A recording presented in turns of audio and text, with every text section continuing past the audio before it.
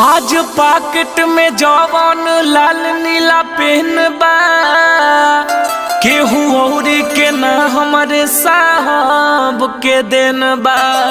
लहर त बहुत उठल भइल ना समंदर, बाबा त बहुत भइल पर भइल ना केहू बाबा साहब अम्बेडकर।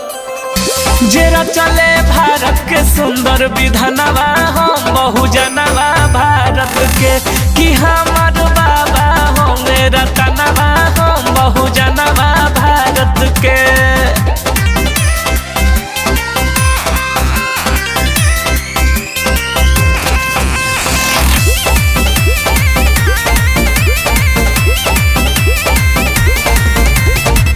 नींद अपन खो के बाबा सबके जगवले, आंसू गिरा के अपन हंसे के